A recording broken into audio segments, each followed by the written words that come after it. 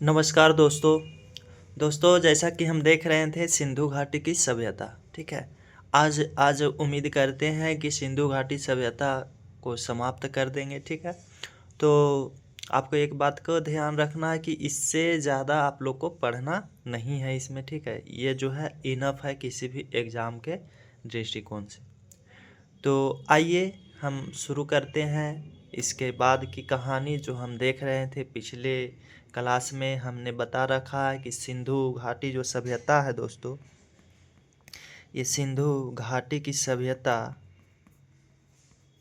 सभ्यता इसका हमने बता रखा कि इसका जो सर्वमान्य समय है वो 2500 से कितना है दोस्तों, 2500 ईसा पूर्व से 1750 ईसा पूर्व है, ठीक है। जो कि कितना समय हो जाता है, 750 साल हो जाता है। इतना साल तक चलने वाली ये सभ्यता है। इसी काल में जो है हड़प्पा, मोहनजोदाड़ो और लोथल जैसी क्या मिला है, बड़े बड़े शहर देखने को मिला था इस सभ्यता में। ये सभ्यता पहली संसार में जो है पहली शहरीय या अब उसको नगरीय कहा जाता। तो पहली जो है संसार का पहली क्या है, शहरीय सभ्यता है। पहली शहरीय सभ्यता या नगरीय सभ्यता।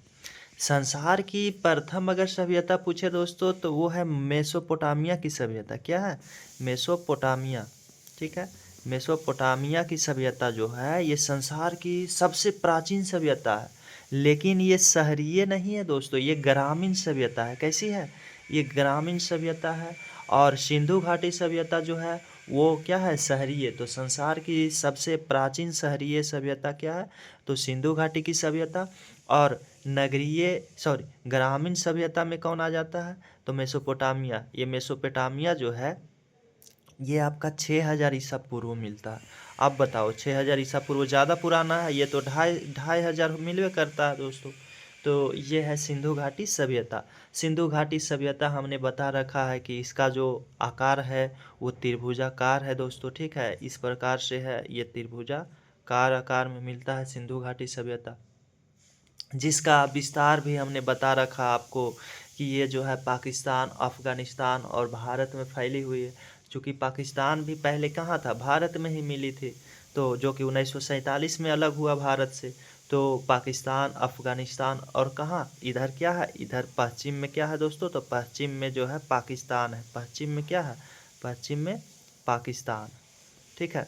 तो पाकिस्तान में हमने बता रखा कि पाकिस्तान के बलूचिस्तान में सुतका गेंडौर क्या है, सुतका गेंडौर है। तो सुतका गेंडौर नामक जगह पे ये मिलता है, जो कि दास्क नदी है दोस्तों। कौन सा नदी है, दास्क नदी के किनारे सुतका गेंडौर फैली बसी हुई है। तो ये पश्चिम में हो गया। फिर हमने पूर्व में बता रखा कि पूरब में जो है, ये पूरब में कहाँ है, उत्तर प्रदेश के आलमगीरपुर। कौन सा पुर, आलमगीरपुर में फैली हुई। ये क्वेश्चन काफ़ी इम्पोर्टेंट हो जाता है कि पूरब में कहाँ है और सबसे पश्चिम में कहाँ है, उत्तर में और दक्षिण में, और किस नदी के किनारे कौन सा स्थान पे है। तो आलमगीरपुर आपका पूरब में हो जाता है। ये जो दोस्तों आलमगीरपुर है ये कौन सी नदी के किनारे है, तो ये हिंडन नदी के किनारे है। कौन सी नदी है, हिंडन नदी। हिंडन नदी के किनारे बसी हुई है। और ये उत्तर में दोस्तों, उत्तर में आपका है क्या, जम्मू कश्मीर, जम्मू एंड कश्मीर JK, ठीक है। तो जम्मू कश्मीर के कौन सा स्थान पे है उसको हम देखते हैं। तो जम्मू कश्मीर के दोस्तों मांडा, क्या है, मांडा नामक स्थान पे। और कौन सा नदी, तो चेनाब नदी है। क्या है, चेनाब नदी के किनारे है। मांडा नामक स्थान पे चेनाब नदी के किनारे बसी हुई ये सभ्यता थी। और आपका ये दक्षिण में, तो दक्षिण में दोस्तों महाराष्ट्र तक फैली हुई थी। भारत में कहाँ, महाराष्ट्र। तो ये महाराष्ट्र हो गया आपका। तो महाराष्ट्र में कौन सा स्थान है दोस्तों, तो महाराष्ट्र में आपका जो स्थान है वो महाराष्ट्र में हमने आपको बता रखा कि दोस्तों ये प्रवरा नदी के किनारे बसी हुई। कौन सी नदी, प्रवरा नदी के किनारे बसी हुई है, जो कि दैमाबाद में है। कहाँ है, दैमाबाद। दैमाबाद प्रवरा नदी के किनारे, ठीक है। दैमाबाद प्रवरा नदी के किनारे। तो ये तो इसका विस्तार है जो कि कैसा है, त्रिभुजाकार में फैली हुई त्रिभुजाकार है। जो कि लगभग 13 लाख वर्ग किलोमीटर में फैली हुई ये सभ्यता थी, जो वर्तमान भारत के जितना भी क्षेत्रफल है, ठीक है, उसका 40%, मतलब अभी जितना भी भारत का क्षेत्रफल है, इस क्षेत्रफल का 40% मतलब कि हिस्सा था क्या, सिंधु घाटी की सभ्यता। तो एक विशाल सभ्यता थी।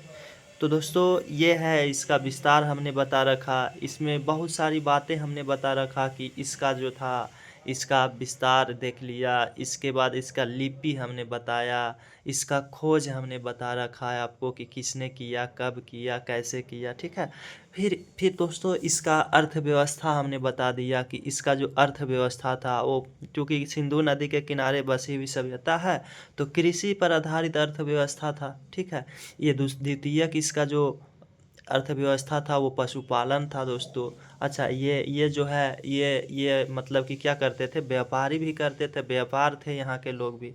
तो व्यापार आंतरिक और बाहरी करते थे, आंतरिक मतलब अंदर में, और बाहरी मतलब दूसरे देशों के साथ। तो इस प्रकार से तो ये व्यापार करते थे। कपास की खेती, कृषि व्यवस्था में हमने बताया कि कपास की जो खेती करते थे, ये सबसे पहला सिंधु घाटी सभ्यता के लोग ही कपास की खेती क्या की, शुरू की करना। क्योंकि यही कपास से सूती वस्त्र बनाया जाता है। तो सूती और ऊनी वस्त्र हमने बताया कि ये लोग धारण करते थे, सिंधु घाटी सभ्यता के लोग, ठीक है। ये लोग दोस्तों, हमने कहा कि देखो, ये लोग जो है, चूँकि सिंधु नदी घाटी के किनारे बसा हुआ है, तो सिंचाई भी यहाँ एक महत्वपूर्ण था, जिसमें से हमने बताया गुजरात के धौलावीरा में जो है, गुजरात के कहाँ, धौलावीरा में सिंचाई बड़ा ज़बरदस्त तरीका से, बांध और सिंचाई मिलता है, बांध और क्या मिलता है, तो सिंचाई मिलता है, ठीक है। तो ये हमने इसका अर्थव्यवस्था बता रखा है आपको।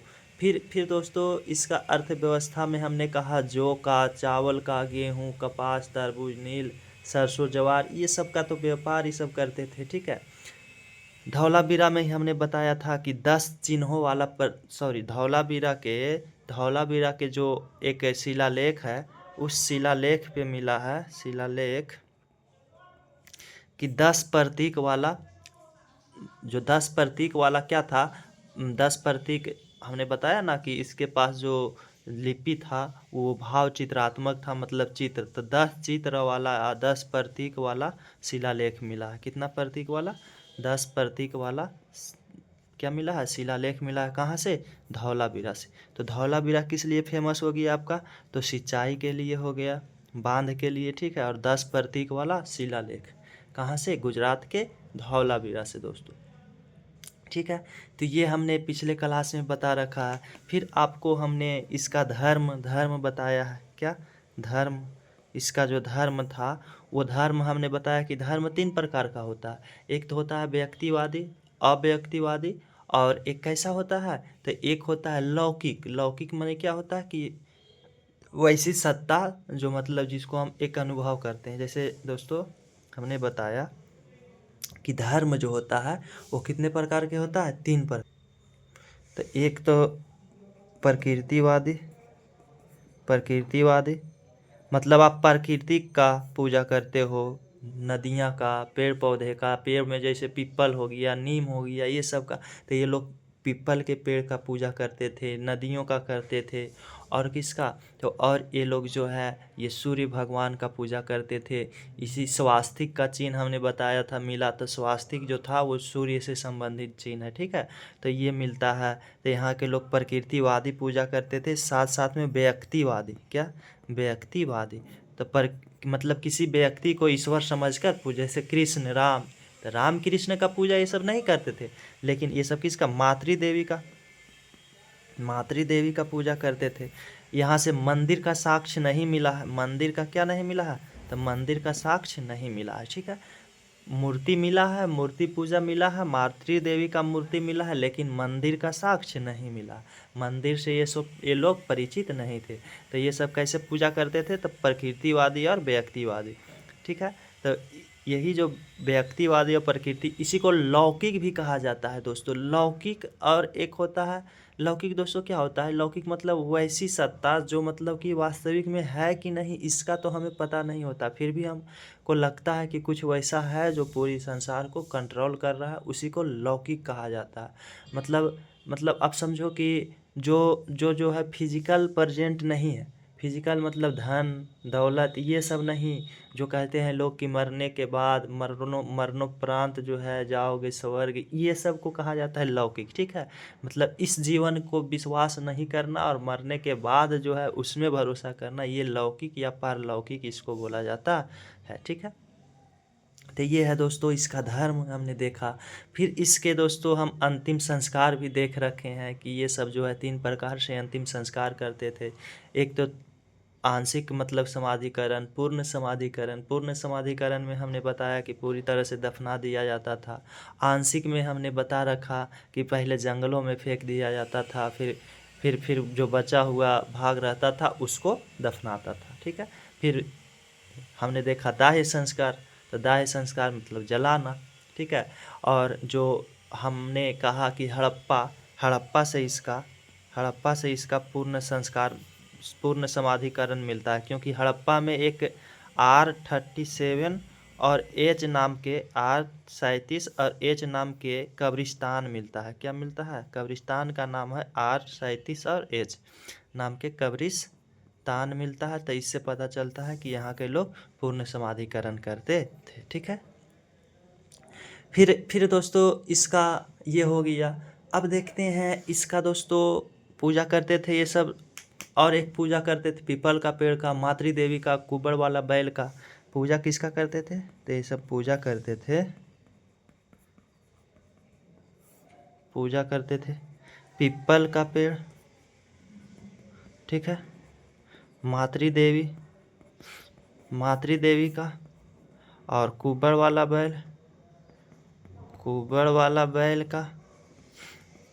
ठीक है, यही कुबड़ वाला बैल का इसका जो सील ये लोग बनाते थे, वो सील पे ज़्यादा मिलता है, शिवलिंग का। अच्छा, ये सब लोग लिंग का भी और योनि का भी पूजा करते थे। किसका दोस्तों? ये मात्र एक ऐसी सभ्यता थी जिस सभ्यता में लिंग और योनि का पूजा किया जाता था, योनि का पूजा किया जाता था। ठीक है, तो इसकी पूजा भी की जाती थी। और दोस्तों शिवलिंग, तो शिवलिंग हो गया, लिंग और योनि की पूजा हो गया। ठीक है, ये जो ये पशुपति शिव भी इसको बोला जाता है दोस्तों। शिव को पशुपति शिव,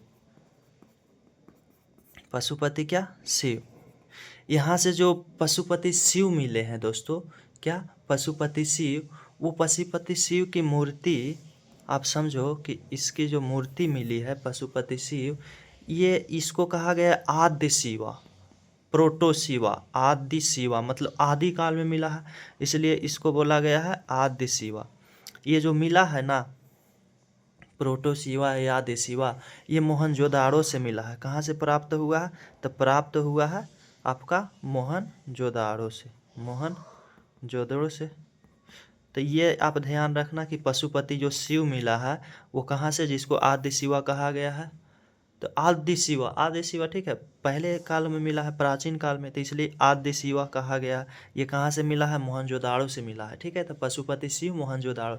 अच्छा, इसकी विशेषता है ये कि ये योगी मुद्रा में मतलब कि बैठे हुए हैं।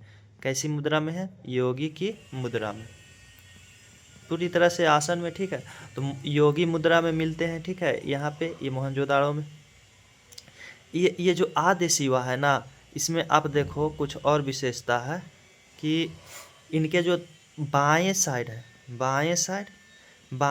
में दोस्तों गैंडा और भैंस मिलता है। गैंडा है और क्या है? भैंस है। कोई भी मूर्ति के अगल बगल में कुछ होता है ना दोस्तों, तो यहाँ पे जो शिव है आदि शिव, उसके बाएं साइड में गैंडा और भैंस मिलता है। ठीक है, इसका मतलब ये होता है कि गैंडा भैंस जब मिलता है तो कि यहाँ के लोग गैंडा और भैंस से भी परिचित थे। ठीक है, तभी तो गैंडा और भैंस का मूर्त यहाँ आदि शिवा के बगल में बना हुआ है। ठीक है, फिर इसके बाएं साइड हो गया। अब दाएं साइड में इसका दोस्तों, दाएं साइड में मिलता है हाथी और बाघ। हाथी और क्या, बाघ। यहाँ पे बाघ टाइगर होता है, सिंह नहीं कह रहे हैं, सिंह मतलब शेर होता है, शेर लायन। तो लायन से ये लोग, शेर से ये लोग सिंह से परिचित नहीं थे, लेकिन हाथी और बाघ से परिचित थे। तो बाएं साइड मिलता है आपका गैंडा और भैंस, और दाएं साइड हाथी और बाघ मिलता है दोस्तों। और इसके पैरों के पास, कहाँ पे, आद्य जो शिवा है इनके पैरों के पास हिरन मिलती है। क्या मिलती है, तो पैरों के पास दोस्तों क्या मिलती है, 2 हिरन। कितना हिरन, 2 हिरन मिलती है। तो ये आप ध्यान रख लोगे कि जो पशुपति शिव का मूर्ति मिला है, कहाँ से मिला है, तो मोहनजोदाड़ो से मिला है।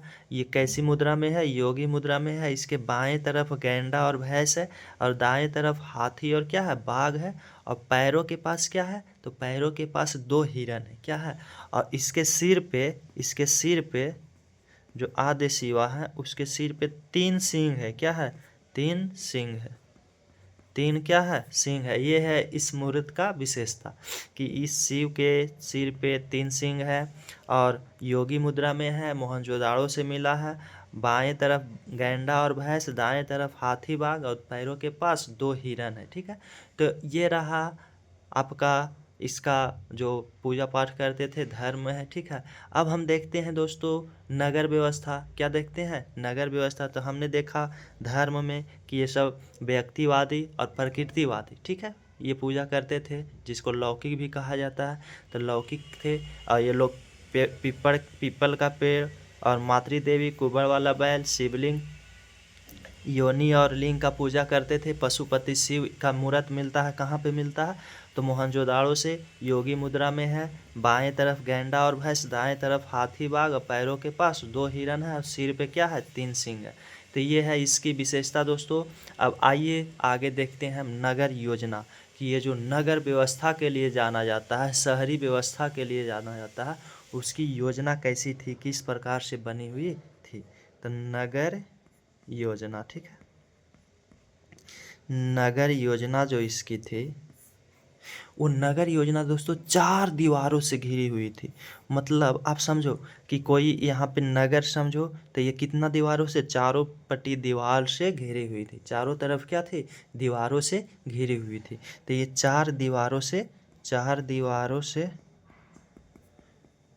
घिरी हुई थी। ठीक है, घिरी हुई थी। तो 4 दीवारों से घिरी हुई थी। नगर जो थी वो 2 भागों में बटा हुआ था। नगर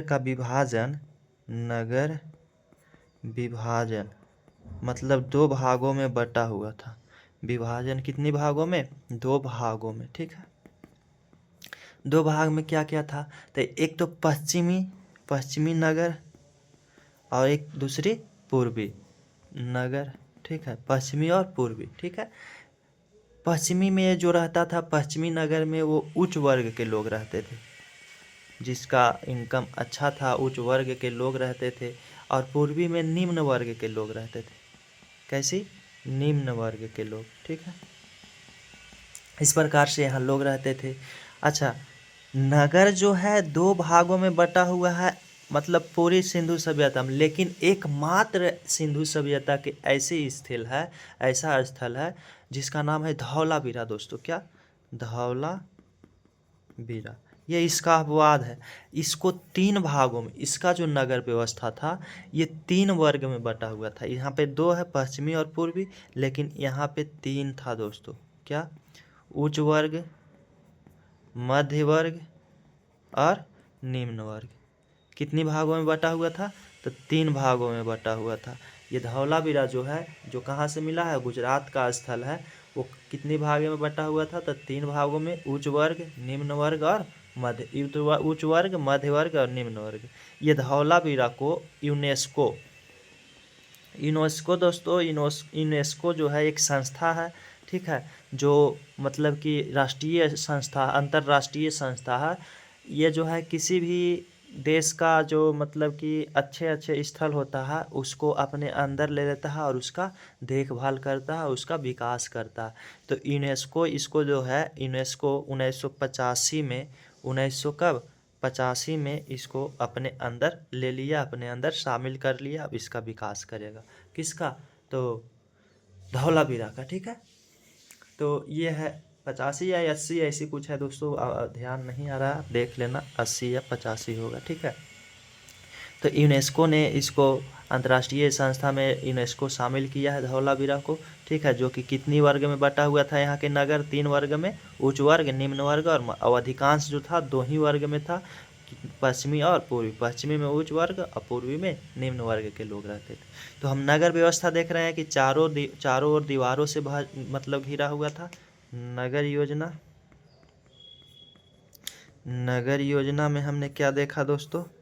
तो दीवारों से चारों ओर घिरा हुआ था। साथ साथ में हमने देखा 2 भागों में बटा हुआ था, 2 भागों में। ठीक है, 2 भागों में बटा हुआ था, लेकिन एक धौलावीरा मात्र था जो 3 भागों में बटा हुआ था। ठीक है, फिर हम सड़कें इसका दोस्तों, क्या सड़क भी एक मायने रखता है, नगर व्यवस्था है तो। सड़कें जो थी सीधी और चौड़ी थी। कैसी थी? सीधी थी और बहुत चौड़ी होती थी, सीधी और चौड़ी। ठीक है, साथ साथ में दोस्तों यहाँ का जो सड़कें थी वो एक दूसरे को समकोण पर काटती थी। समकोण मतलब 90 डिग्री के कोण पर, सीधा एकदम। एक तो ऐसे जा रहा है दोस्तों, अगर मिलना है तो एकदम सीधा मिलेगा, ये नहीं कि ऐसे ऐसे नहीं, सीधा 90 डिग्री के कोण पे 2 सड़कें एक दूसरे को काटती थी। और ये जो सड़कें होती थी वो पूरब से पश्चिम की ओर की हवा चले, उसी से पूरा गंदगी, सड़कें का जो धूल है वो साफ़ हो जाए। तो पूरब से पश्चिम होती थी, पूरब से पश्चिम होती थी सड़कें। ठीक है, पूरब से किधर होती थी? पश्चिम की ओर होती थी सड़कें, जो कि एक दूसरे को कैसे काटती थी? तो समकोण पे 2 सड़कें मिलती थी, समकोण यानी 90 डिग्री पे मिलती थी। ठीक है, अब पूरब से पश्चिम की ओर काटती थी। और इसका जो है दोस्तों जो मकानों का आकार होता था, मकानों का आकार वो आपका आयताकार होता था। कैसा होता था? आयताकार। आयत, अब देखो कि इस तरह से होता है तो इस प्रकार से आयताकार होता है। मतलब जितना चौड़ाई होता है ये साइड का, ये लंबाई और चौड़ाई आपस में बराबर, मतलब ये लंबाई, ये होगी आपका लंबाई।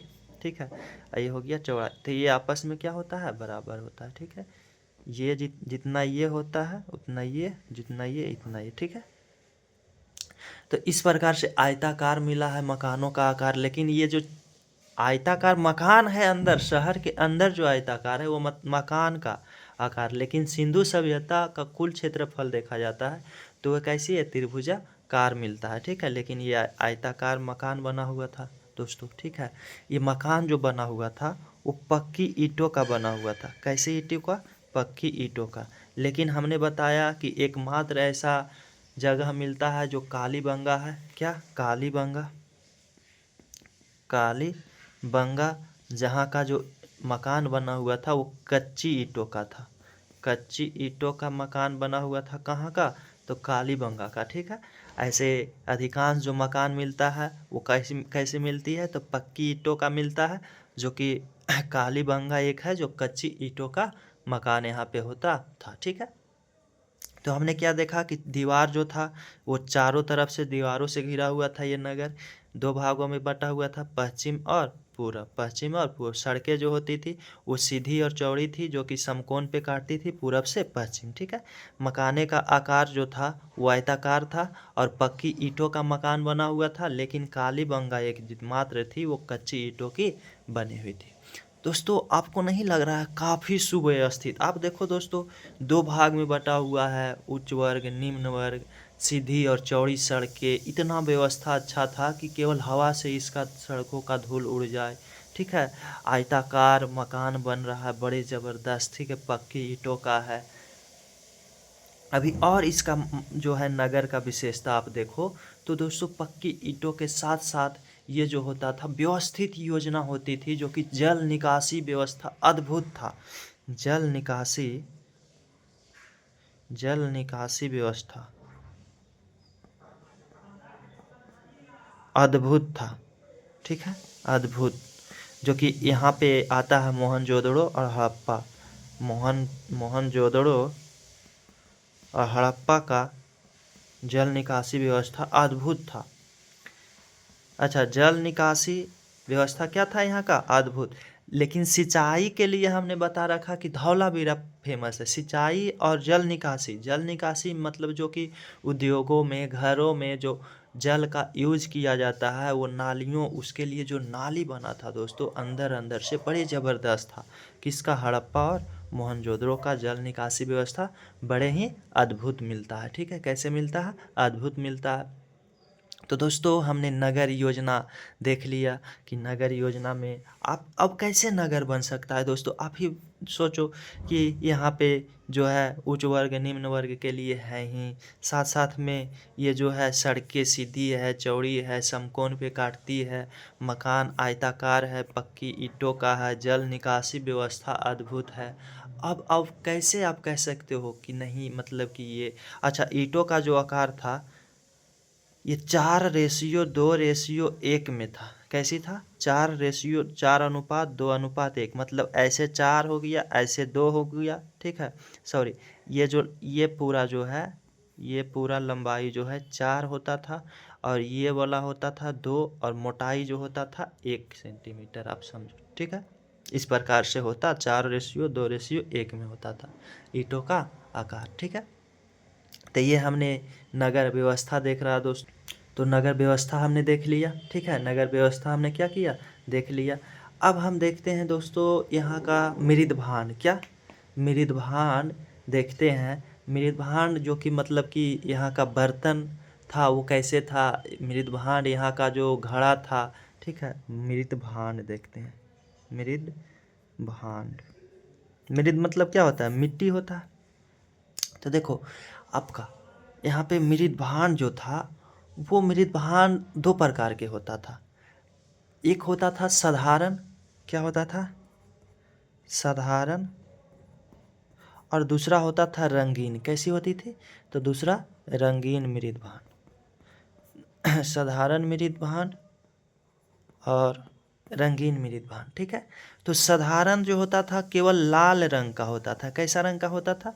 लाल रंग का। और रंगीन जो होता था वो लाल और काला दोनों का मिक्स होता था। तो लाल प्लस काला रंग का होता था रंगीन मृदभांड।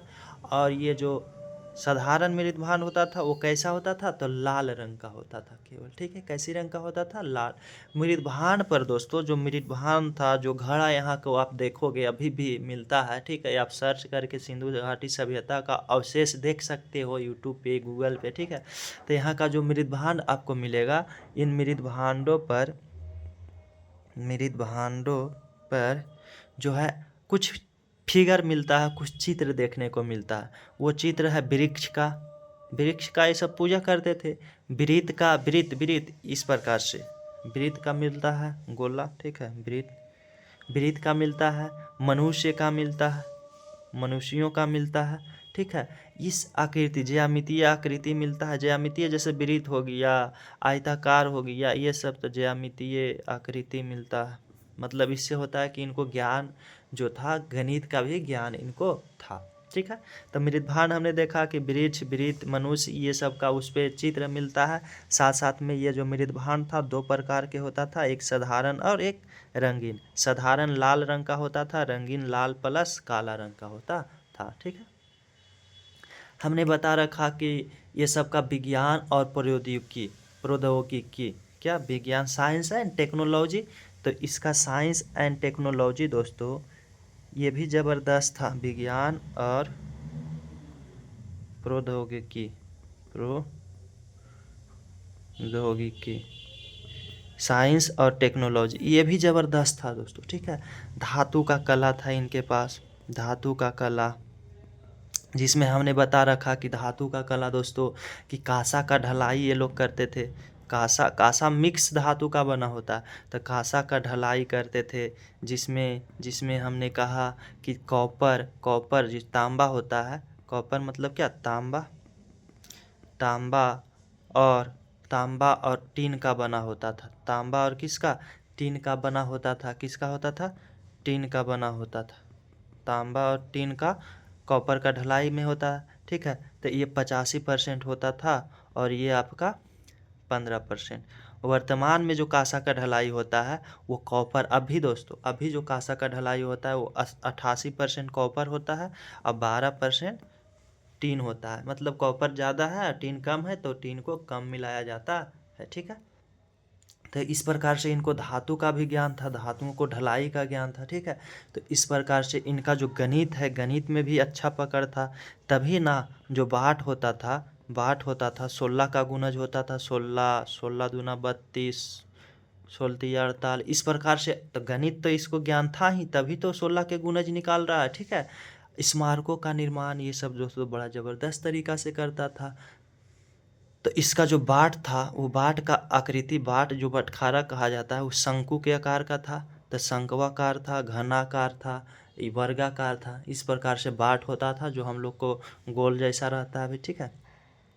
पक्की ईंटों का प्रयोग करते थे ये लोग, मूर्तियाँ मतलब बनाते थे मिट्टी के प्रयोग से, मृदभांड बनाते थे, सीलें बनाते थे दोस्तों। सील मतलब क्या होता है? सील मतलब मुहरे, मुहर मतलब कि आप अभी जैसे नागरिकता मिलता है ना, उसी प्रकार से वहाँ भी मुहरे होता था, ठीक है। तो अभी कागज़ है तो वहाँ मुहरे होता था। सील होता है कि वो है तो आप यहाँ का नागरिक है, आप यहाँ घूम सकते हैं, पूरी अच्छी तरह से बस सकते हैं, रह सकते हैं। तो सीले का ज्ञान था दोस्तों, सीले या मुहरे, ठीक है। इस प्रकार से दोस्तों इसका ज्ञान था इन लोगों को। मनका बनाते थे, ठीक है। तो ये फिर मूर्तियाँ, ये सब लोग जो थे मूर्ति बनाते थे, मिट्टी का मूर्ति बनाते थे। क्या बनाते थे? मिट्टी का मूर्ति, मूर्तियाँ बनाते थे ये लोग। ये सब दोस्तों एक दो बार देखना है बस, ज़्यादा उतना इस सब में उलझना भी नहीं है। पक्की पक्की मिट्टी का मूर्तियाँ, अभी भी मूर्तियाँ मिलती है, नर का, नारी का, मातृ देवी का, ठीक है। तो पक्की मिट्टी का मूर्तियाँ ये लोग बनाते थे, पक्की मिट्टी का मूर्तियाँ। तो जो पक्की मिट्टी होता है उसको टेराकोटा बोला जाता है। क्या बोला जाता है? टेराकोटा। पक्की मिट्टी को क्या कहा जाता है? टेराकोटा। तो टेराकोटा का ये लोग क्या बनाते थे? मूर्तियाँ बनाते थे, खिलौने बनाते थे, ठीक है। खिलौने बनाते थे ये लोग, ये करते थे, ठीक है। मृदभांड बनाते थे, मनका बनाते थे। तो ये सब दोस्तों इसको है कि नर नारी का मूर्तियाँ बनाते थे, कुत्ते, भेड़, बैल, बंदर, ये सब का मूर्तियाँ बनाते थे ये सब दोस्तों। फिर सीले, सीले का ये सब का विशेष ज्ञान था, सील बनाने का, सीले बनाने का, सील या मुहरे बनाने का विशेष ये सबको नॉलेज था। जो ही बताएं कि एक नागरिकता के रूप में दिया जाता था, ठीक है। सर्वोत्तम, सबसे ज़्यादा जो है यहाँ पे सीले मिलता है। क्या मिलता है? सर्वोत्तम क्या मिलता है? सीले या मुहरे मिलता है, सीले या मुहरे मिलता है यहाँ पे, ठीक है। सबसे ज़्यादा मिलता है, जिसमें से 2000 सील मिला है। कितना मिला है? 2000 सील मिला है। इतना सीले मिला है जिसमें से केवल 500 दोस्तों, 500 केवल मोहनजोदाड़ो से मिल गया। 500 सीले कहाँ से मिल गया है? तो 500 सीले जो है मोहनजोदाड़ो से मिल गया है, ठीक है। तो ये हमने देखा इसकी विशेषता कि सीले बनाने में ये सब जो है सर्वोत्तम कला था। 500 केवल कहाँ से मिल गया है? तो मोहनजोदाड़ो पर। सीले में दोस्तों जो विभिन्न प्रकार की आकृति, लेकिन सबसे ज़्यादा आकृति मिलता है, सबसे ज़्यादा आकृति ये एक सिंघा वाला बैल, एक सिंह वाला बैल, एक सिंह वाला को मिलता है ज़्यादा आकृति इसमें, ठीक है।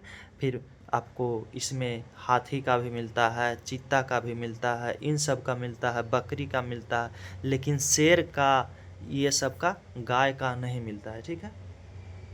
तो इन सब को सीलों पर दिखाया गया है, ठीक है। आपका एक सिंह वाला को दिखाया गया है। ये है सीले का जो आकार होता था, बेलनाकार, मतलब आप समझो जितना भी आकार पूछेगा तो बेलनाकार, वर्गाकार, आयताकार, ठीक है, ये सब में होता था। सील जो है लोथल से भी मिला है, रंगपुर से मिला है, जो कि सेल खड़ी और तांबा से बना होता था, ठीक है। मुख्य सील में आप देख सकते हो देवी देवता का सील आकृति, पशुपति शिव की आकृति। सबसे ज़्यादा जो चलने वाला सील था, मतलब सर्वाधिक प्रचलित, सबसे ज़्यादा जो सीलें चलता था वो चलता था दोस्तों वर्गाकार आकृति में जो होता था ना, वो सील सबसे ज़्यादा सिंधु सभ्यता में चलता था। ठीक है, तो सबसे प्रचलित मतलब क्या था, सिंधु ये। यहाँ का सील जो है ये मेसोपोटामिया से भी मिलता है। सिंधु घाटी सभ्यता का सील कहाँ से मिलता है, मेसोपोटामिया से भी। तभी तो पता चलता है कि यहाँ से लोग व्यापार करते थे, तभी तो यहाँ का सील है। अगर अगर विदेशी में भारत का पैसा अभी मिलता है, जो पैसा भारत में चलता है वही किसी देश में मिलता है, तो इसका मतलब जाहिर सी बात है कि कुछ लोग भारत के वहाँ गए होंगे या वहाँ का लोग यहाँ आए होंगे, व्यापारी होता है। ठीक है, सीलों का जो आकार था, आकार अगर देखो तो 2 से 2.5 सेंटीमीटर, 2 से 2.5 सेंटीमीटर के आकार का होता था सीले। ठीक है, तो ये होता है दोस्तों यहाँ का सीले, जो हमने बता रखा कि सर्वाधिक इसको ज्ञान था सीलों में, जो कि 2000 सीले मिला सबसे ज़्यादा। उसमें 2000 में से केवल मोहनजोदाड़ो से कितना मिल गया, तो उसमें से केवल 500 मेसोपोटामिया से भी इसका सीले मिला है। ठीक है, सीले पर सर्वाधिक आकृति किसका था, तो सर्वाधिक था एक सिंह वाला का। और सबसे प्रचलित सीले कौन था, तो वर्गाकार था। कौन था, जो वर्गाकार आकृति में था वो। फिर दोस्तों सिंधु घाटी सभ्यता का अब देखते हैं, ये जो है हम ख़त्म ही कर चुके हैं इसको, सिंधु घाटी सभ्यता को। लेकिन कुछ इसमें मुख्य प्रचलित जो स्थल है उस स्थल को हम देख लेते हैं। ठीक, तो दोस्तों सिंधु घाटी की सभ्यता, जो स्थलों का उत्खनन हुआ है, स्थलों का उत्खनन हुआ था, उसको देखते हैं, जिसमें से दोस्तों क्या क्या है।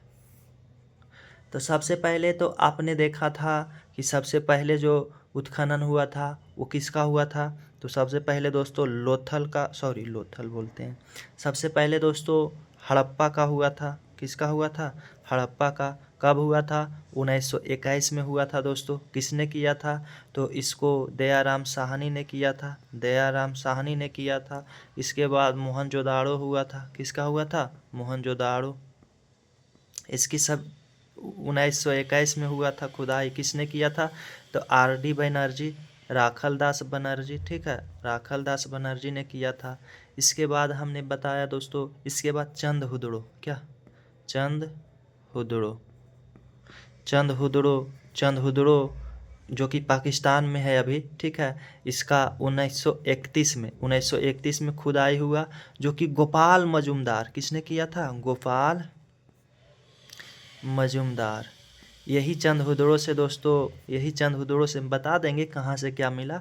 यही चंद हुदड़ों से मनका, लिपस्टिक, सुई, धागा, मतलब जितना भी नारियों के लिए उपयोगी वस्तुएं हैं सभी कुछ मिला है। लिपस्टिक में भी मिला है।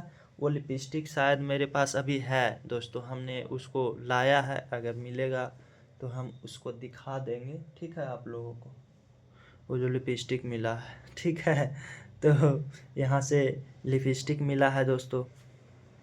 तो आइए आगे देखते हैं। देखिए दोस्तों, यही लिपस्टिक वहाँ से मिला है। इसको हम बड़े ही मतलब कि मेहनत करके हम आप लोगों के लिए, आप लोग के समक्ष इसको प्रस्तुत कर रहे हैं। जो लिपस्टिक मिला है ये म्यूजियम में रखा था, तो हमने लगा कि सिंधु घाटी सभ्यता का स्थल पढ़ाना है, तो आप लोग को थोड़ा ले जाकर इसको हम भाड़ा पे लाए हैं दोस्तों। ठीक है, तो दिखा दें। तो आइए आगे देखते हैं, ये कहाँ से मिला है, तो चंद हुदड़ो से मिला है। ठीक है, 1931 में गोपाल मजुमदार ने इसकी खुदाई की है। फिर इसके बाद हमने बताया कालीबंगा। क्या, ये सब स्थल से आप लोग भली भांति परिचित हो। कालीबंगा जो है ये राजस्थान में है दोस्तों। ये कहाँ है, पाकिस्तान में है। ठीक है, मोहनजोदाड़ो, हड़प्पा और चंद हुदड़ो, ये तीनों जो है पाकिस्तान में है। कहाँ है दोस्तों, मोहनजोदड़ो, हड़प्पा और चंद हुदड़ो तीनों पाकिस्तान में है। ठीक है, जिसमें से हड़प्पा जो है ये रावी नदी के किनारे, मोहनजोदड़ो जो है ये सिंधु नदी के किनारे बसा हुआ है। ठीक है, ये रावी नदी के किनारे है। ठीक है, फिर आगे आप देखो चंद हुदड़ो, जो कि ये भी सिंधु नदी के किनारे है। कालीबंगा जो है दोस्तों ये राजस्थान में है। कहाँ है, राजस्थान। राजस्थान कहाँ है, तो भारत में है। राजस्थान में इसकी खुदाई 1953 में हुआ।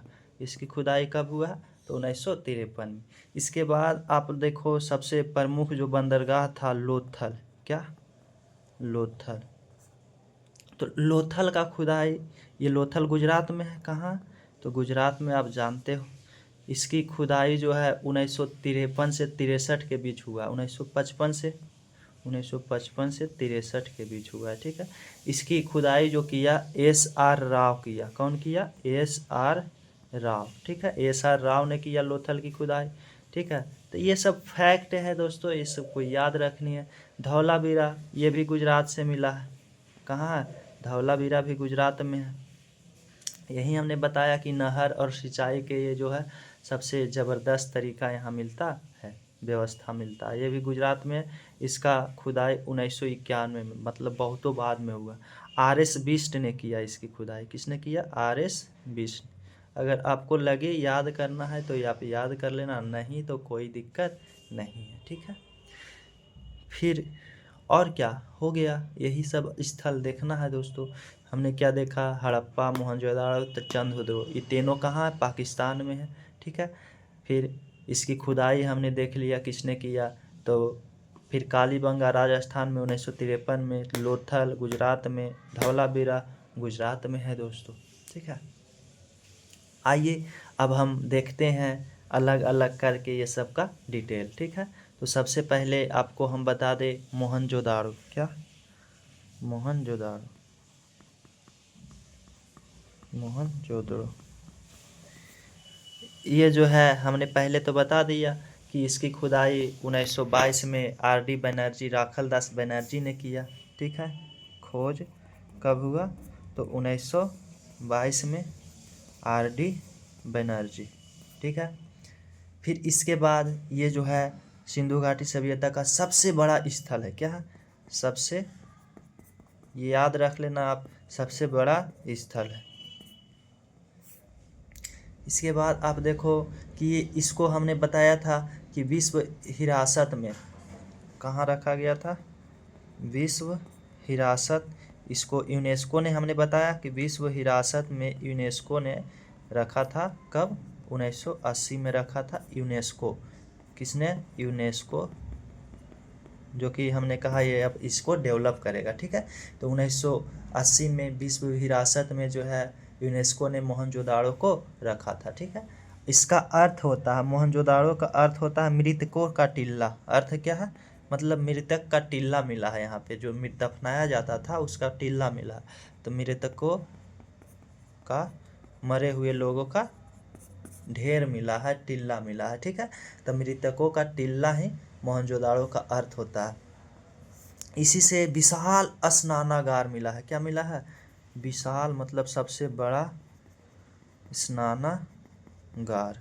ठीक है, विशाल स्नानागार मिला है। कहाँ से? मोहनजोदाड़ो से। ठीक है, तो ये मोहनजोदाड़ो है। यहाँ से अन्नागार भी मिला है, मतलब अन्नागार मतलब जहाँ अन्न को जमा किया जाता है, रखा जाता है, अन्नागार मिला है। अब यहाँ के भी लोग तो खाते पीते होंगे ना, अब शहरी व्यवस्था है तो आगे के लिए तो सोच के चलेंगे ही। ठीक है, तो अन्नागार भी मिला है यहाँ से। साथ साथ में यहाँ से स्तूप मिला है। क्या मिला है? स्तूप मिला है। ठीक है, यहाँ से महाविद्यालय भी मिला है। क्या मिला है? महाविद्यालय, जहाँ पे शिक्षण काम किया जाता है। 500 मुहरे या सीले मिला है। हमने बता रखा कि मोहनजोदड़ो से 500 सीले मिला है। 2000 में से 500 कितना कहाँ मिला है? मोहनजोदड़ो से ही मिला है। ठीक है, तो ये हो गया मोहनजोदड़ो की कहानी की खोज 1922 में। राखल दास बनर्जी, सबसे बड़ा स्थल विश्व हिरासत में, इसको यूनेस्को ने 1980 में रख लिया। मृतकों का टिल्ला इसका अर्थ होता है। विशाल स्नानागार, अन्नागार, स्तूप और महाविद्यालय और 500 सीले मिला है। ठीक है, कहाँ से? मोहनजोदड़ो से। अब आइए देखते हैं दोस्तों आपको इसके बाद कालीबंगा की, कालीबंगा हो गया, हड़प्पा हो गया दोस्तों। क्या? हड़प्पा, तो आप हड़प्पा देख लो कि हड़प्पा से क्या मिला है। तो हड़प्पा दोस्तों, इसका खुदाई 1900 कब हुआ? 1921 में, जो कि दयाराम साहनी ने किया। ठीक है, दयाराम साहनी ने किया। इस हड़प्पा से ही दोस्तों आपको मिला है, हड़प्पा से ही आपको हाथी का कपाल मिला। क्या मिला? हाथी का कपाल मिला। और इसके साथ साथ यहाँ पे हमने बताया था कि कब्रिस्तान मिला। कब्रिस्तान मिला है जो कि R37 और H प्रकार का है। तो जो यहीं से मिलता है कि दफनाया जाता था, पूर्ण समाधिकरण किया जाता था लोगों को मरने के बाद, ठीक है। तो ये मिला है मातृ देवी का मूर्ति मिला है, मातृ देवी का मूर्ति, ठीक है। मातृ देवी का मूर्ति यहाँ से मिल गया है आपको, कहाँ से, तो वो है हड़प्पा से मिला है। कहाँ से मिला है दोस्तों, हड़प्पा से। चौड़ी सड़कें मिली है दोस्तों, ठीक है। ये सब आपको हड़प्पा से मिला। कालीबंगा, इसके बाद हम देख लेते हैं क्या, कालीबंगा। कालीबंगा से क्या मिला है, अच्छा यहाँ पे आपको पुरोहित आवास मिला है। क्या मिला है, पुरोहित, मतलब पुरोहित लोग जो रहते थे, तो पुरोहित आवास हड़प्पा से मिल गया। सूती वस्त्र मिल गया, ये सब मिला है दोस्तों यहाँ से। कहाँ से, तो आपको हड़प्पा से, ठीक है। अब कुआं भी मिला है वहाँ पे स्नान करने के लिए, ठीक है। अब कालीबंगा, कालीबंगा से दोस्तों जुता हुआ खेत, जुता हुआ खेत, यही है। काली बीबी चूड़ी मांगे, एक के थप्पड़ मार की बीबी, गुस्सा से लाल हो जाए और कह के जाके हल जोत, खेत जोत, ठीक है। तो जुता हुआ खेत मिलेगा, ठीक है। अब फिर ऊँटों का अवशेष मिला है। क्या मिला है, ऊँटों का अवशेष। जुता हुआ खेत, ऊँटों का अवशेष, लकड़ी का हल मिला। खेत जुताएगा तो हल से, तो क्या मिला है, लकड़ी का हल, लकड़ी का हल मिला है। अग्नि देवी मिला है, अग्नि देवी मतलब कुंड मिला है दोस्तों, कुंड मिला है। अग्नि देवी मतलब कुंड, जिसमें हवन किया जाता है, तो हवन कुंड भी आप कह सकते हो, हवन कुंड मिला है दोस्तों, ठीक है। साथ साथ में आप रखो कि कच्ची ईंटें मिला है। कालीबंगा हमने कहा कि यहाँ का जो मकाने थे वो कच्ची ईंटों का बना हुआ था, ठीक है। कच्ची ईंटें मिला है। चावल का छिलका मिला है। क्या मिला है, चावल का छिलका यहाँ से ही मिला है दोस्तों। माप तौल का उपकरण भी यहाँ से मिला है कालीबंगा से, ठीक है।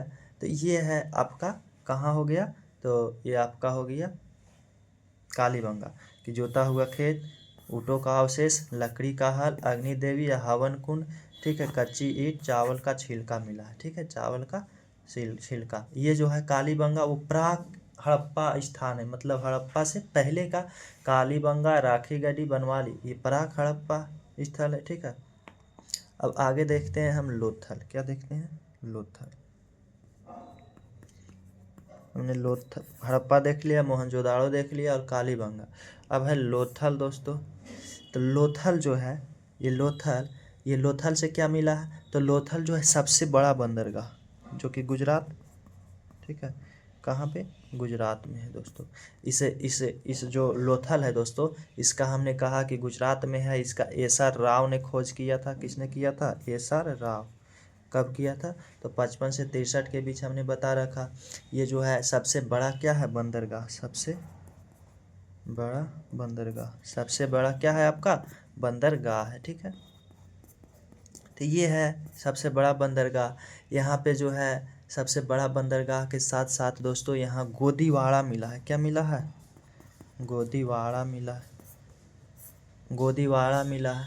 जहाज का नमूना मिला है। क्या मिला है, जहाज का नमूना, मतलब जहाज का मिला है क्या, अवशेष मिला है। तो जहाज का नमूना मिला है यहाँ से दोस्तों। अच्छा ये गोदीवाड़ा क्या होता है, सॉरी दोस्तों इसका मतलब हमने नहीं बताया। तो ये जो जहाज होता था उसको ठहरने का स्थान को ही गोदीवाड़ा कहा जाता है, इसको ठहरने का स्थान। तो जो जहाज जो पानी वाला होता था उसको ठहरने के स्थान को क्या कहा जाता है, तो जलयान को ठहरने के स्थान को, जो जल में चलने वाला था उसको ठहरने के स्थान को गोदीवाड़ा। तो गोदीवाड़ा कहाँ से, तो लोथल से। तो इससे ये भी प्रमाणित होता है कि लोथल में जो था बड़े ही ये बंदरगाह था जहाँ विदेशी व्यापार के लिए जहाज से आते थे, पानी वाला, ठीक है। जहाज का मतलब पानी वाला ही होता है, ठीक है। हेलीकॉप्टर मतलब हवा वाला होता है। जहाज का इंग्लिश होता है शिप, शिप मतलब जहाज, जहाज मतलब पानी वाला, ठीक है। शिप पानी में चलता है। तो जहाज़ के मतलब ये आप कभी नहीं सोचना कि जो ऊपर में उड़ती है, वो होता है विमान, ठीक है, वो होता है हेलीकॉप्टर आपका। फिर इसके बाद आपको हाथी का साक्ष्य मिला है। हाथी का जो दांत है ना उससे बना हुआ उपकरण मिला है, ठीक है। तो हाथी का भी साक्ष्य मिल जाएगा, हाथी का साक्ष्य। तो हाथी के जो दांत का उपकरण मिला है, क्या मिला है? उपकरण मिला है, ठीक है। तो ये मिला है दोस्तों, माप तौल के उपकरण मिला है, यहाँ से हाथी के दांत का, यहाँ से भी चावल का छिलका मिला है, क्या मिला है? चावल का छिलका, ठीक है। तो ये आप याद रखना, ठीक है। इसी के साथ आज के क्लास को हम क्या करते हैं, समाप्त करते हैं। और उससे पहले दोस्तों थोड़ा सा उससे पहले हम बता दें इसके पतन का कारण, क्या दोस्तों? तो सिंधु सभ्यता या हड़प्पा सभ्यता या सिंधु सभ्यता के पतन का कारण, पतन का क्या कारण? अब पतन इसको हम करा देते हैं, ठीक है, कि जो 1750 आते आते इसका पतन हो गया, तो उसके पतन का क्या कारण था कि इतनी बड़ी सभ्यता का पतन हुआ, ठीक है। तो पतन के कारण से पहले अगर सुरकोटदा दोस्तों एक और है स्थल, कोटदा, ये भी गुजरात में ही है, ठीक है। इससे मिला है आपका कलश समाधान, क्या मिला है? कलश समाधान मतलब कि लोगों के जो दफनाया जाता था साथ में, उसके लिए मिलता है, ठीक है। घोड़े की हड्डी मिला है, क्या मिला है? घोड़े की हड्डी, कहाँ से? सुरकोटदा से। तो कलश समाधान और घोड़े की हड्डी कहाँ से मिला? सुरकोटदा से मिला है।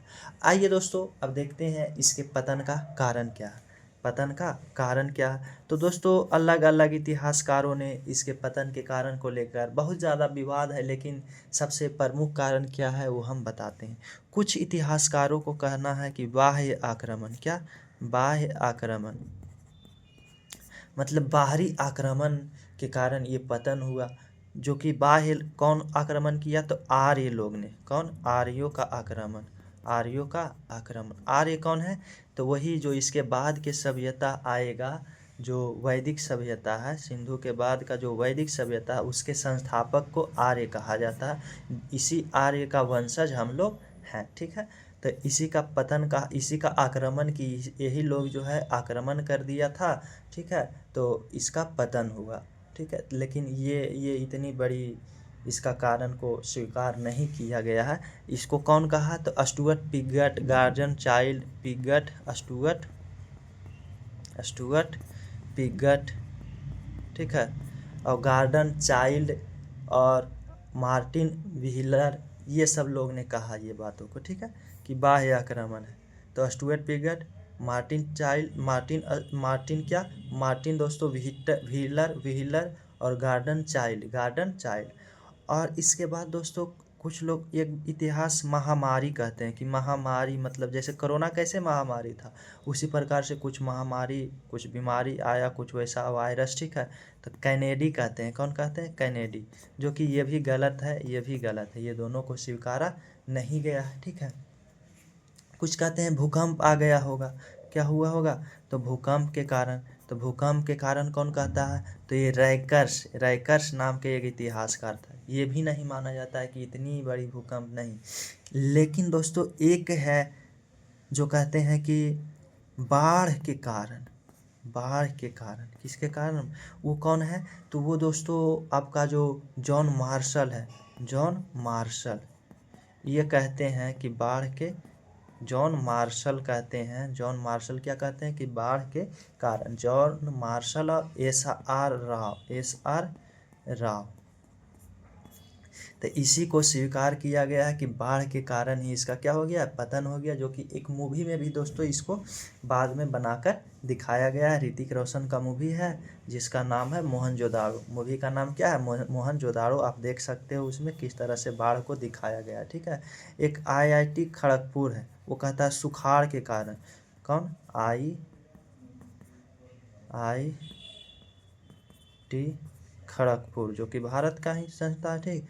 खड़गपुर, IIT खड़गपुर क्या कहता है? कि सुखाड़ के कारण, इसी को, इतना बड़ा सुखाड़ थोड़ी ना आ जाएगा कि इतनी ज़बरदस्त जो व्यवस्था थी वो ख़त्म हो जाएगी, नहीं। तो ऐसा नहीं था। किसको माना गया है? तो बाढ़ के कारण को ही सर्वमान्य बताया गया है, ठीक है। इसी को स्वीकार किया गया कि बाढ़ ही आया होगा, ठीक है। तो ये है दोस्तों इस सभ्यता के पतन के कारण। हमने देखा दोस्तों सिंधु घाटी सभ्यता में क्या देखा? सिंधु घाटी सभ्यता, ठीक है। सिंधु घाटी सभ्यता। इसकी बहुत सारी विशेषता हमने देखा जैसे में हमने क्या देखा कि ये जो सभ्यता थी वो कैसी सभ्यता थी, तो ये नगरीय नगरीय या शहरीय सभ्यता थी। ठीक है, ये जो सभ्यता थी दोस्तों वो मातृसत्तात्मक सभ्यता थी। कैसी थी, मतलब माता का सत्ता, तो मातृसत्तात्मक सभ्यता इसकी विशेषता दोस्तों। ठीक है, ये सभ्यता थी, यहाँ पे व्यवस्थित नगर योजना थी, व्यवस्थित नगर योजना थी, जो कि हमने बता रखा है कि किस दो प्रकार से दो भागों में बटा हुआ था, पश्चिमी पूर्वी, लेकिन एक धौलावीरा एकमात्र है जो 3 भाग में था। इस योजना 4 दीवारों से घिरा था, पक्की ईंटों से बना था दोस्तों, मकाने जो होता था आयताकार होता था। ये सब हमने बता रखा है आपको। ठीक है, फिर यहाँ पे व्यापार जो होता था, व्यापार वो आंतरिक और बाह्य जो होता था वो व्यापार होता था दोस्तों। फिर हमने देखा कि ये कांस्य युगीन सभ्यता है।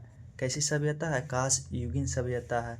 यहाँ जो अर्थव्यवस्था का मुख्य आधार है, अर्थव्यवस्था वो किस पर है, कृषि है। क्या है, तो कृषि इसका मुख्य आधार है अर्थव्यवस्था का। ठीक है, इसके जैसा कोई शहरी सभ्यता ही नहीं था दोस्तों, अद्वितीय है। कैसी है, अद्वितीय सभ्यता थी। ठीक है, तो ये है इसकी व्यवस्था, विज्ञान और प्रौद्योगिकी, साइंस एंड टेक्नोलॉजी इसका ज़बरदस्त था दोस्तों। तो दोस्तों आज इस सभ्यता को हमने क्या कर दिया, द एंड कर दिया, इसको वाइंड अप कर दिया दोस्तों। अब इसके बाद हम देखेंगे अगले क्लास से वैदिक सभ्यता। ठीक है, कौन सा सभ्यता देखेंगे, वैदिक सभ्यता। हो सकता है इसका कुछ क्वेश्चन हम करवा दें। ठीक है, बढ़िया क्वेश्चन इसको हम कुछ करवाने का कोशिश करेंगे। ठीक है, तो इस सभ्यता की विशेषता क्या थी, नगरीय व्यवस्था थी, मातृसत्तात्मक था। ठीक है, व्यवस्थित योजना था, व्यापार आंतरिक और बाह्य व्यापार था, कांस्य युगीन सभ्यता थी, अर्थव्यवस्था कृषि था, अद्वितीय सभ्यता। ठीक है, मातृसत्तात्मक मतलब हमने बता रखा है कि महिलाओं की स्थिति काफ़ी अच्छी थी। नगरीय सभ्यता तो आपने देखा कि पक्की ईंटें 4:2:2 के 1:1 के अनुपात में इसका जो था क्या था, ईटा था। पक्की ईंटें कालीबंगा में केवल कच्ची ईंटें का प्रयोग करके बनाया गया था दोस्तों। ठीक है, तो व्यापार आंतरिक बाह्य था। कांस्य युगीन मतलब कांसा का दोस्तों यहाँ पे मोहनजोदाड़ो से कांसे के एक नर्तकी की मूर्ति मिलता है, जो नग्न मूर्ति है। कैसी है, नग्न अवस्था में है। एक नर्तकी नग्न अवस्था में नृत्य कर रही है, नाचते हुए। क्या है, मोहनजोदाड़ो से कांसे का क्या मिलता है, मूर्ति मिलता है। क्या मिलता है दोस्तों, कांसे से का मूर्ति मिलती है, जो नग्न अवस्था में नर्तकी को नृत्य कराते हुए, जो कि हमने बताया था कि नृत्य जो है इसका नाचने का, ये सब का मनोरंजन का साधन था। ठीक है, ये सब लोग पासा खेलते थे, पासा प्रमुख था जो कि जुआ है। ठीक है, ये था, ये सब जानवरों को लड़ाते थे। ठीक है, तो ये शिकार करते थे ये लोग। इस प्रकार से अर्थव्यवस्था हमने बता रखा कि कपास ये सब सबसे पहली बार जो मतलब कि कपास की खेती किया वो कौन किया, सिंधु सभ्यता के लोग ही किया था। ठीक है, तो ये हमने देखा दोस्तों। तो बड़े ही ज़बरदस्त तरीका से हमने सिंधु घाटी सभ्यता को वाइंड अप कर दिया। इसके सिवाय दोस्तों कहीं से कुछ भी क्वेश्चन आपको वैसा देखने को नहीं मिलेगा। इसमें हमने देखा कि ये लोग जो थे किस चीज़ से परिचित नहीं थे, तो परिचित नहीं थे दोस्तों, जिसमें से प्रमुख है परिचित नहीं थे। ये इसको आप याद रखना कि लोहा से परिचित नहीं थे। और किससे नहीं थे, लोहा से नहीं थे। ये लोग जो है शेर से परिचित नहीं थे, जिसको सिंह भी कहा जाता है। क्या कहा जाता है, सिंह या शेर से परिचित नहीं थे ये सब। और ये लोग दोस्तों, ये लोग किससे परिचित नहीं थे, ये लोग जो है घोड़े से परिचित नहीं थे। वो बात और है कि लोथल में मिलता है इसका साक्ष्य, लेकिन कहता है कि व्यापार के लिए आया होगा। ठीक है, तो घोड़े से ये लोग परिचित नहीं थे। साथ साथ में दोस्तों ये लोग जो थे, ये लोग किससे, मंदिर से परिचित नहीं थे। मंदिर से परिचित नहीं थे। ये लोग और हमने बता रखा कि ये लोग जो थे गन्ना से परिचित नहीं थे। गन्ना से, मध से ये सब मीठा निकालते थे दोस्तों, तो गन्ना से परिचित नहीं थे। तो इन सभी चीज़ों से ये सब लोग परिचित नहीं थे। युद्ध ये सब नहीं परिचित थे युद्ध से, ठीक है। लेकिन हाल ही में जो मिला है, हमने बताया कि उत्तर प्रदेश के एक स्थान मिला है, उस स्थान का नाम हम शायद भुला रहे हैं, साहवाल की क्या था, ऐसे करके वहाँ से तलवार मिला है। क्या मिला है? तलवार। ये तलवार कांसा का ही है। किसका? तांबा का है। तलवार किसका है? तांबा का मिला है, ठीक है। इससे मतलब कि मिलता है कि ये सब लोग भी युद्ध से थोड़ा बहुत परिचित होंगे, ठीक है। तो ये मिलता है दोस्तों। धातुओं में ये सब सोना चांदी ये सब से परिचित थे, लेकिन लोहा से परिचित नहीं थे दोस्तों। ये सब लोग सील सबसे ज़्यादा बनाते थे, जिसमें से 2000 सील मिला है, 500 मोहनजोदाड़ो से ही मिला है, ठीक है। सर्वोत्तम कला थी इसको सीलों में।